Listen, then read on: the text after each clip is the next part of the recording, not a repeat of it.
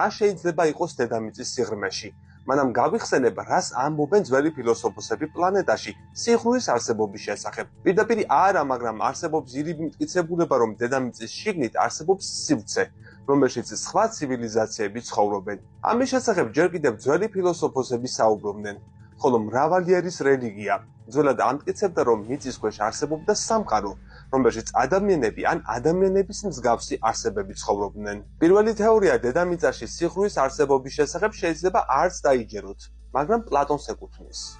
პლატონის აზრით ლოგიკური იქნებოდა იმის დაშვება, რომ ჩვენი პლანეტა სფეროს წარმოადგენს, რომლის შიგნით სიღრუეა.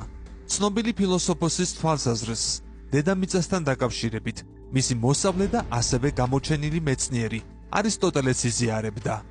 ხოლო გალილეო გალილეი თვლიდა, რომ დედამიწას მართალია ბირთვი ჰქონდა, მაგრამ მასას და ქერქს შორის სიღრუე არსებობდა, სადაც ატმოსფერო იყო და ფლორა ფაუნა ჰყვაოდა. ამის გარდა არსებობს რუკები, რომელზეც სიღრუეში დედამიწის მოწყობილობა არის ნაჩვენები.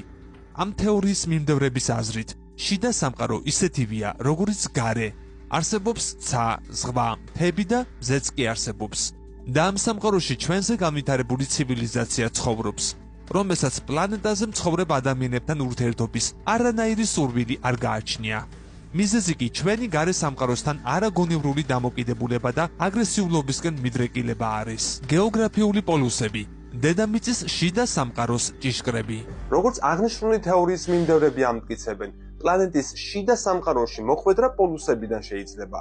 ხოლო ჩვენზე დაკვირვების მისნით ადამიანების მაღალი რასა შიდა მხარიდან საფრენი აპარატებით მაღლა ამოდიან. ვერსიას იმის შესახებ, რომ პლანეტის პოლუსებზე პორტალებია განლაგებული, ამერიკელი მეცნიერების ერთი ნაწილიც ეთანხმება. ამის გარდა, როგორც ამბობენ, ადმირალი რიჩარდ ეველინ ბერდი, რომელიც ანტარქტიდის ექსპედიციას ხელმძღვანელობდა, სამხრეთ პორტალში შევიდა და იქაურ ცივილიზაციასთან კონტაქტი დაამყარა. სწორედ იმის გამო, რომ პოლუსების მიდამოებში დედამიწის სიღრმეში შესასვლელი პორტალებია, ეს ტერიტორია უცხო პირთათვის დახურულია. იქ უკვე წლებია უამრავი სამეცნიერო კვლევითი ბაზა მდებარეობს, თუმცა რას იკვლევენ გაურკვეველია, რაც დედამიწაში სიღრუის არსებობის თეორიის მომხრეებისთვის დამატებითი მტკიცებულების საფუძველს წარმოადგენს. ამბობენ, რომ აღნიშნული ზონები სპეციალურად არის გასაიდუმლოებული.